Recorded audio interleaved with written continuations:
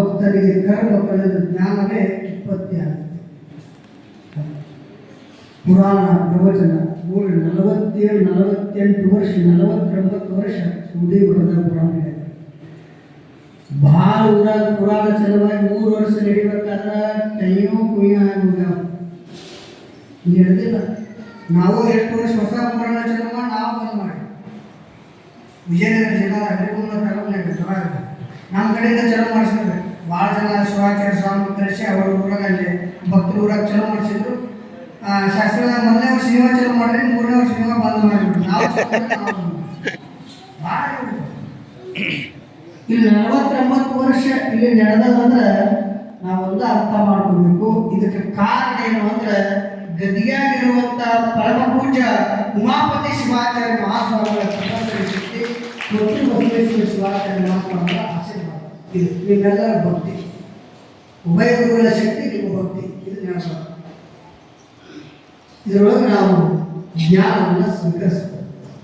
ಸಿದ್ಧಾರೂಢರು ಅಲ್ಲಿಂದ ಸಂಚಾರವನ್ನು ಮಾಡುತ್ತಾ ನೇರವಾಗಿ ನಮ್ಮ ದೇಶದ ಛತ್ತೀಸ್ಗಢ ರಾಜ್ಯಕ್ಕೆ ಬರುತ್ತಾರೆ. ಛತ್ತೀಸ್ಗಢ ಅಖಂಡ ಭಾರತ ದೇಶವನ್ನು ಸಂಚಾರ ಮಾಡಿ ಸಿದ್ಧಾರೂಢರು ಅಖಂಡ ಭಾರತ ದೇಶ ಛತ್ತೀಸ್ಗಢಕ್ಕೆ ಪ್ರವೇಶ ಮಾಡಿ ಆ ಛತ್ತೀಸ್ಗಢದ ಶ್ರೇಷ್ಠ ದೇವಾಲಯದಲ್ಲಿ ಧ್ಯಾನವನ್ನು ಮಾಡುತ್ತಾ ನಡೆಕೊಂಡು ಬರುವಾಗ ಒಬ್ಬ ಯೋಗಿ ವಿರಾಗಿ ಸಿದ್ಧಾರೂಢರಿಗೆ ಭೇಟಿಯಾಗ್ತಾರೆ. ಬುದ್ಧಿ, ತಾವು ಯಾವ ಮಾರ್ಗದಿಂದ ಬಂದಿರಿ, ಇಲ್ಲಿ ಹೋಗಿದ್ದೀರಿ?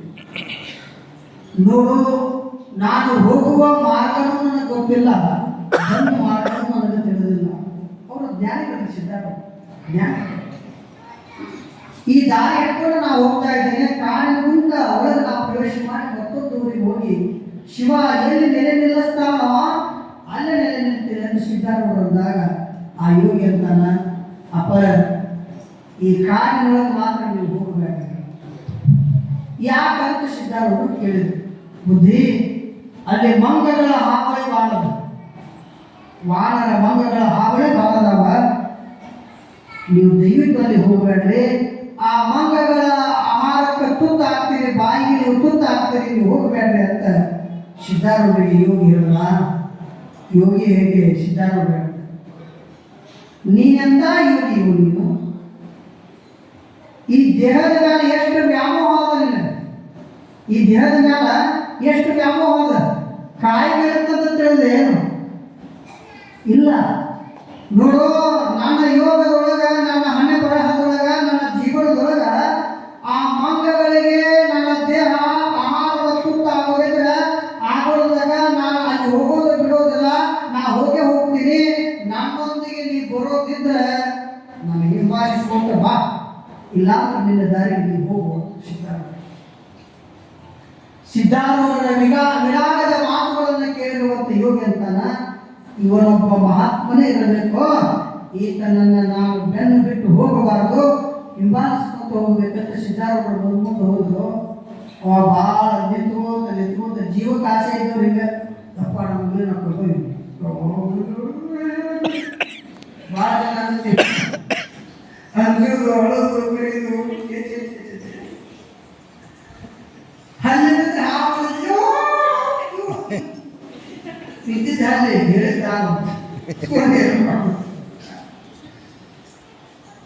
ಪೂಜಾ ದೇವ್ರ ಮನ್ಯಾಗ ಕಟ್ಟಿದ ಸಾಕು ಲಿಂಗ ಆಮೇಲೆ ಒಂದೇ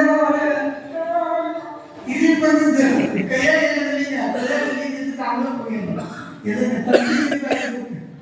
ನಮ್ಮ ಪರಿಸ್ಥಿತಿ ಆಗ್ಯದ. ನಾವು ಮಾನವ ಸಿದ್ಧಾರೂಢರು ಹೋದ್ರು, ಆ ಕಾಡನ್ನು ಪ್ರವೇಶ ಮಾಡಿದ್ರು. ಆ ಕಾಡಿನ ವಾನರಗಳ ಸಮೂಹ, ಇಡೀ ಆ ಕಾಡಿನ ತುಟ್ಟೆಲ್ಲ ಮಂಗಗಳು. ಮಂಗಗಳಿಗೆ ಒಂದೊಂದು ಭಾಗಕ್ಕೆ ಒಂದೊಂದು ಕಡೆ ಕರೀತಾರೆ. ಇವು ಗುರುಗುರುಗಳ ಕಡೆ ಹೋದ್ರೆ ಬಾಲ್ಯ ಅಂತ ಕರೀತಾರೆ, ಮುಸುವ ಅಂತ ಕರೀತಾರೆ, ಮಂಗ್ಯ ಅಂತ ಕರೀತಾರೆ, ವಾನರ ಅಂತ ಕರೀತಾರೆ. ಒಂದೊಂದು ಹೆಸರಿನ ಮೂಲಕ ನಾವು ಕರೀತೀವಿ. ಆ ಸಮೂಹಗಳು ಬಂದ್ಬಿಡ್ತದೆ. ಆ ಮಂಗಗಳ ಸಮೂಹ ಬಂದು ಸಿದ್ಧಾರೂಢರು ಸುತ್ತಲೂ ಮಂಗಗಳು ಸಿದ್ಧಾರೂಢರು ಮಧ್ಯೆ. ಆ ಮಂಗಗಳು ಯಾವುದೇ ಪ್ರಾಣಿ ಮಾನವ ಏನೇ ಇರಲಿ ಒಟ್ಟು ತಿಂದು ತೇಗಿ ನೀರು ಕುಡಿದು ಅವರು ಒಂದು ಕುಲ ಆಗುತ್ತೆ. ಮಂಗಗಳ ಕುಲ. ಅದಕ್ಕೆ ಭಾಳ ಜನ ಯಾರು ಉದಾಹರಣೆ ಮಾಡಿ ಏನು ಮಂಗ್ಯ ಏನು ಮಂಗತನ ಮಾಡ್ತಾನೋ ಅಂತಾರೆ. ಅದಕ್ಕೆ ಮಂಗಕ್ಕೆ ಜ್ಞಾನ. ಆದರೆ ಅಲ್ಲಿ ಸಿದ್ಧಾರೂಢರು ಅವರು ಮಂಗಗಳು ನೋಡಿ ಎಲ್ಲರನ್ನು ತಿನ್ನುವ ಹಾಗೆ, ಎಲ್ಲರನ್ನ ತಿರುಚುವ ಹಾಗೆ, ಕೆರಚುವ ಹಾಗೆ, ಕಚ್ಚುವ ಹಾಗೆ, ಚೂಡುವ ಹಾಗೆ ಅಸಭ್ಯ ವರ್ತನೆಯನ್ನ ಮಂಗಗಳು ಮಾಡಲಿಲ್ಲ. ಆ ಪ್ರಾಣಿಗಳಿಗೆ ಎಂತ ಜ್ಞಾನ ಇತ್ತು ಅಂದ್ರೆ ಅಲ್ಲಲ್ಲಿ ನಾಲ್ಕಾರು ಮಂಗಗಳು ಹೋಗಿ ಕೆಲವೊಂದಿಷ್ಟು ಹೂ ಹೊರಕೊಂಡು ಬರ್ತಾವ, ಕೆಲವೊಂದಿಷ್ಟು ಹಣ್ಣು ಹೊರಕೊಂಡು ಬರ್ತಾವ, ಕೆಲವೊಂದಿಷ್ಟು ನೀರು ತರ್ತಾವ. ಸಿದ್ಧಾರೂಢರ ಪಾದಗಳಿಗೆ ನೀರು ಹಾಕಿ ಪಾದ ಪೂಜೆಯನ್ನ ಮಾಡಿ ಸಾಷ್ಟಾಂಗ ನಮಸ್ಕಾರವನ್ನು ಮಾಡ್ತಾವ. ಆ ವಾನರಗಳ ಸಮೂಹ, ಮಂಗಗಳ ಸಮೂಹ ಸಿದ್ಧಾರೂಢರನ್ನು ನೋಡಿ ಮನಸ್ಸು ಪರಿವರ್ತನೆ ಆಯಿತು. ಮೃಗಗಳ, ಕಗಗಳ, ಪ್ರಾಣಿಗಳ ಮನಸ್ಸು ಬದಲಾವಣೆ ನೋಡಿ. ಎಂಥ ಶಕ್ತಿ ಇತ್ತು ಮಹಾತ್ಮರು, ನಾವು ಅರ್ಥೈಸ್ಕೊಳ್ಳೋದು.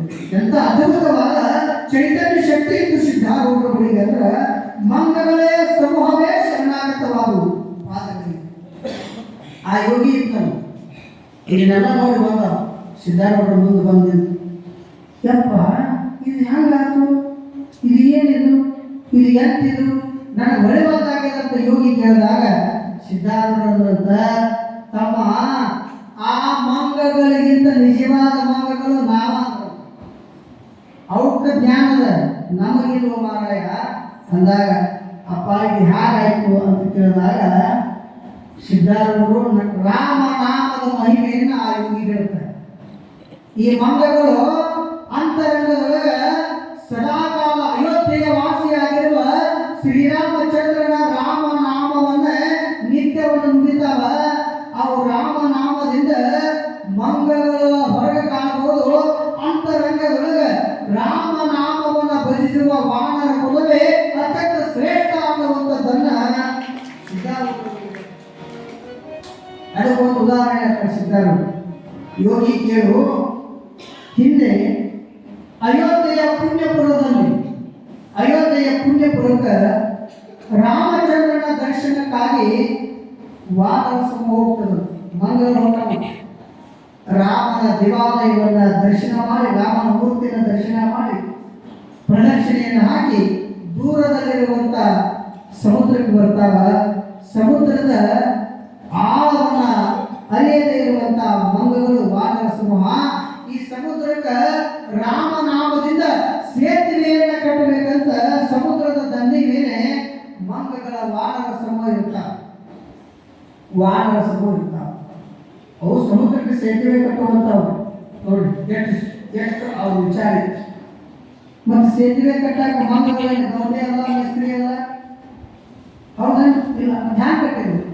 ದಂಡೆಯ ಮೇಲಿರುವ, ಸಮುದ್ರದ ದಂಡೆಯ ಮೇಲಿರುವಂತಹ ಆ ಬಂಡೆ ಕಲ್ಲುಗಳಿಗೆ ಆ ಕಲ್ಲುಗಳ ಮೇಲೆ ಒಂದೊಂದು ಮಂಗ ಏನ್ ಮಾಡ್ತಿದ್ವು ಅಂದ್ರೆ ಒಂದಿಷ್ಟು ಮಂಗಗಳು ಕಲ್ಲು ತಂದಿಡ್ತಿದ್ವು. ದಂಡಿ ಮ್ಯಾಗ ಬಿದ್ದಿರ್ತಿದ್ವು ಅಲ್ರಿ, ಆ ಕಲ್ಲುಗಳನ್ನ ತಂದಿಡ್ತಿದ್ವು. ಕೆಲವೊಂದಿಷ್ಟು ಮಂಗಗಳು ಅದರ ಮೇಲೆ ಶ್ರೀರಾಮ ಅಂತ ಬರೆದು ಆ ಕಲ್ಲನ್ನ ಸಮುದ್ರದೊಳಗೆ ಹೋಗಿದ್ವಿ. ಸಮುದ್ರದೊಳಗೆ ಹೋದಾಗ ಭಾರವಾದ, ವಜನವಾದ, ತಾಕತ್ತುಳ್ಳಂತ ಕಲ್ಲುಗಳು ಸಮುದ್ರದೊಳಗೆ ಮುಳುಗಬೇಕೇ ವಿನಃ ಕಲ್ಲುಗಳ ಮೇಲಿರುವ ರಾಮನಾಮದಿಂದ ಸಮುದ್ರದ ತಳದಲ್ಲಿ ಹೋಗಲಾರದೆ ತೇಲ್ತಾ ಇತ್ತಂತ ಆ ಕಲ್ಲುಗಳು ತೇಲ್ತಾ ಇದ್ದಾರೆ. ತೇಲುತ್ತಿರುವಾಗ ಒಂದೊಂದೇ ಕಲ್ಲನ್ನ ಒಗೆಯುತ್ತಾ ಸಮುದ್ರದ ಈ ದಡದಿಂದ ಆ ದಡದವರೆಗೂ ಕೂಡ ಸೇತುವೆ ಕಟ್ಟುವಂತ ವ್ಯವಸ್ಥೆ ಮಾಡಿದರು. ಇದನ್ನು ನೋಡಿರುವಂತ ಅಯೋಧ್ಯೆಯ ಪುರವಾಸಿಯಾಗಿರುವ ಶ್ರೀರಾಮಚಂದ್ರ ಸ್ವತಃ ಇದನ್ನು ಪರೀಕ್ಷೆ ಮಾಡಬೇಕು, ಇದನ್ನು ನೋಡಬೇಕು ಅಂತ ಸ್ವತಃ ರಾಮನೇ ಅಲ್ಲಿಗೆ ಬಂದ. ಆ ಮಂಗಗಳೆಲ್ಲ ಒಂದು ಕೆಲಸ ಮುಗಿಸಿ ಹೋಗ್ಬಿಟ್ಟಿದ್ವು, ಸೇತುವೆಯನ್ನು ಕಟ್ಟಿ ಹೋಗ್ಬಿಟ್ಟಿದ್ವು. ರಾಮ ನನ್ನ ನಾಮವನ್ನ ಬರೆದಂತ ಮಂಗಗಳ ಸೇತುವೆ ಕಟ್ಟ್ಯಾರ ಅಂದ್ರೆ ಸ್ವತಃ ನಾನೇ ರಾಮನಾದಂತವನು, ನಾನೇ ಕಲ್ಲು ತಗೊಂಡು ಸಮುದ್ರದೊಳಗೆ ಹಾಕಿದ್ರೆ ಇನ್ನೆಷ್ಟು ಸೇತುವೆಗಳು ನಿರ್ಮಾಣವಾಗಬಾರದು, ಹಾಗೆ ಹಾಕಲ್ಲ ಹೋಗಬೇಕು, ಇನ್ನೂ ಮತ್ತಷ್ಟು ಸೇತುವೆಯನ್ನು ಕಟ್ಟಬೇಕಂತ ಶ್ರೀರಾಮಚಂದ್ರ ತಾನೇ ಬಂದ ಸಮುದ್ರದಲ್ಲಿ ಬಂದ. ದಂಡಿಗೆ ಬಂದು ಒಂದು ಕಲ್ಲು ತಗೊಂಡ ತನ್ನ ಕೈಯಾಗ ರಾಮ ಆ ಸಮುದ್ರದೊಳಗೆ ಸಮುದ್ರದೊಳಗೆ ಹೋಗದ ಕಲ್ಲು ಪೂರ್ತಿ ಮುಳುಗಿಬಿಡ್ತು ತೇಲಿನಿಂದ ರಾಮನಿಗೆ ಆಶ್ಚರ್ಯ ಆಗಿಬಿಡ್ತು. ಯಾವಾಗ ತನ್ನ ಕೈಯಾலே ಒಗೆದಂತ ಕಲ್ಲು ಮುಳುಗುತ್ತೋ ರಾಮನಿಗೆ ಅಸಹ್ಯ ಆಯ್ತು. ಇದನ್ನ ಯಾರಾದ್ರೂ ನೋಡ್ಯಾರ ಅಕ್ಕಪಕ್ಕ ನೋಡಿದ್ರು ರಾಮನ ಹಿಂದೆ ಯಾರು ನಿಂತಿದ್ರು ಅಂದ್ರೆ ವ್ಯಾಕರಣ ಪಂಡಿತ ವಾಯುಪುತ್ರ ಆಂಜನೇಯ ಸ್ವಾಮಿ ನಿಂತಿದ್ದ. ಹನುಮಂತ ನಿಂತಾಗ ಅದನ್ನು ನೋಡಿದಂತ ರಾಮ, ಆಂಜನೇಯ ನೀ ಇದ್ದೀಯೇನು? ಹೌದು ಪರಮೇಶ್ವರ, ನಾನೇ ಇದ್ದೀನಿ. ಮತ್ತ ಈ ಕಲ್ಲು ಮುಳುಗಿದ್ ಯಾರ ಮುಂದೆ ಹೇಳಬಾರ್ದು? ರಾಮ ಕಲ್ಲು ಮುಳುಗುತ್ತಲ್ಲಪ್ಪ, ಇದೇನಿದು ಮಂಗಳಗಳಿಂದಲೂ ನಾನು ಚಿಕ್ಕವನಾಗಿದ್ದು ಆಂಜನೇಯ ಅಂತ ಕೇಳಿದಾಗ ವ್ಯಾಕರಣ ಪಂಡಿತನಾಗಿರುವಂತಹ ವಾಯುಪುತ್ರ ದೇವನಾಗಿರುವಂತಹ ಆಂಜನೇಯ ಸ್ವಾಮಿ ಮಾರುತೇಶ್ವರ ಹನುಮಂತ ಹೇಳ್ತಾನೆ, ಶ್ರೀರಾಮ ನೀ ಕೈ ಬಿಟ್ಟಿ ಅಂದ್ರೆ ಜಗತ್ತ ಮುಳುಗುತ್ತದ, ಕಲ್ಲು ಮುಳುಗುದೇನು ದೊಡ್ಡಾಗಲ್ಲ. ನೀ ಕೈ ಬಿಟ್ಟಿ ಅಂದ್ರೆ ಇಡೀ ಜಗತ್ತ ಮುಳುಗುತ್ತದೆ, ಸಮುದ್ರದೊಳಗೆ ಕಲ್ಲು ಮುಳುಗೋದೇನು ದೊಡ್ಡದಲ್ಲ. ಈ ಮಾತು ಯಾಕಂದ್ರೆ ರಾಮನಿಗೆ ಅವಮಾನ ಆಗಬಾರದು, ರಾಮನಿಗೆ ಅಸಹ್ಯ ಪಡಬಾರದು, ಅವ ಮನಸ್ಸಿನೊಳಗೆ ನೊಂದುಕೊಳ್ಳಬಾರದು ಅಂತ ಜ್ಞಾನವನ್ನ ಉತ್ಪತ್ತಿ ಮಾಡಿಕೊಂಡು ಅದಕ್ಕೆ ಸಂಸ್ಕಾರವನ್ನು ಕೊಡುತ್ತಾ ಆಂಜನೇಯ ಹೇಳ್ತಾನೆ, ಸ್ವಾಮಿ ನೀ ಯಾರ ಕೈಯಲ್ಲಿ ಹಿಡಿತೀಯ ಅದು ಬದುಕ್ತದ, ಯಾರ ಕೈ ಬಿಡ್ತಿ ಅವ್ರು ಮುಳುಗ್ತಾರ. ನೀ ಕಲ್ಲನ್ನ ಕೈ ಬಿಟ್ಟಿ ಅದು ಮುಳುಗದ. ಆ ವಾನರರು ನಿನ್ನ ನಾಮವನ್ನು ಹಿಡಿದು ನಿನ್ನ ಕೈಯನ್ನು ಹಿಡಿದಾರ, ಅದಕ್ಕೆ ಅವರು ಸೇತುವೆ ಕಟ್ಟಿ ಅನ್ನುವಂಥ ಮಾತನ್ನ ಆ ಆಂಜನೇಯ ಸ್ವಾಮಿ ಹೇಳಿದ ಬಳಿಕ ಇಂಥ ಅದ್ಭುತ ದಿವ್ಯ ಸಂದೇಶವನ್ನ ನಮ್ಮ ಶಾಸ್ತ್ರದೊಳಗೆ ಹೇಳುವ ಹಾಗೆಯೇ ಸದ್ಗುರು ಸಿದ್ಧಾರೂಢರು ಆ ಯೋಗಿ ಹೇಳ್ತಾರೆ, ರಾಮ ನಾಮದ ಮಹಿಮೆಯಿಂದ ಈ ಮಂಗಗಳ ಸಮೂಹ ಸಮುದ್ರಕ್ಕೆ ಸೇತುವೆ ಕಟ್ಟಿದ್ದ ಯೋಗಿ. ಇಂಥ ಮಂಗಗಳು ನಿಜವಾದ ಮಂಗಗಳಲ್ಲ, ಇವುಗಳನ್ನ ಅರಿಯದೆ ಅಜ್ಞಾನಿಗಳಾದಂತ ನಾವು ಮಾನವರೇ ನಿಜವಾದ ಮಂಗಗಳಿದ್ದಂಗ ಅನ್ನುವಂತಹ ಮಾತುಗಳನ್ನು ಸಿದ್ಧಾರೂಢರು ಹೇಳಿದ ಬಳಿಕ ಯೋಗಿಗೆ ಮಹಾಜ್ಞಾನ ಉತ್ಪತ್ತಿ ಆಗ್ತದೆ. ಇಂತಹ ಸಿದ್ಧಾರೂಢರು ಮುಂದುವರೆದು ಗೋದಾವರಿ ತೀರದ ಭಾಗ ಕೃಷ್ಣಾ ನದಿಯ ದಂಡೆಯಲ್ಲಿ ಓರ್ವ ಸದ್ಭಕ್ತ ಮಹಿಳೆಗೆ ಪತಿವ್ರತ ಶಿರೋಮಣಿಯ ಸದ್ಭಕ್ತಿಯ ಜ್ಞಾನದ ಮಾತುಗಳನ್ನು ಉಪದೇಶವನ್ನು ಮಾಡುತ್ತಾರೆ. ಆ ವಿಚಾರವನ್ನು ಶುಭಗಳಿಗೆಯಲ್ಲಿ ನಾವು ನೋಡಲೆಲ್ಲ ಪ್ರಸ್ತುತ ಪುರಾಣದೊಳಗೆ ನಾಳೆ ದಿವಸ ತಿಳಿಯೋಣ ಅನ್ನುವಂಥ ಮಾತನ್ನು ಹೇಳುತ್ತಾ ಸಿದ್ಧಾರೂಢರು ನಾಳೆ ದಿವಸ ಗೋದಾವರಿಯ ಪುಣ್ಯಕ್ಷೇತ್ರದ ನದಿಗೆ ಬರುತ್ತಾರೆ. ಅಲ್ಲಿ ಏನೇನು ಪವಾಡಗಳು ನಡೀತಾರೆ ಅನ್ನುವಂಥ ವಿಚಾರವನ್ನು ನಾಳೆ ದಿವಸ ಪುರಾಣದೊಳಗೆ ತಿಳಿಯುವ. ಈ ದಿವಸದ ಸಿದ್ಧಾರೂಢರ ಪುರಾಣ ಪ್ರವಚನದ ನುಡಿಸೇವೆಯನ್ನು ಉಮಾಪತಿ ಶಿವಾಚಾರ್ಯ ಮಹಾಸ್ವಾಮಿಗಳ ಕರ್ತೃತ್ವ ಚೈತನ್ಯ ಶಕ್ತಿಗೆ ಅರ್ಪಣೆ ಮಾಡಿ ವೇದಿಕೆ ಮೇಲೆ ವಿರಾಜಮಾನರಾದ ಶ್ರೀಮಠದ ಪೂಜ್ಯರ ಶ್ರೀಪಾದಕ ಭಕ್ತಿ ಪ್ರಣಾಮಗಳನ್ನು ಅರ್ಪಿಸಿ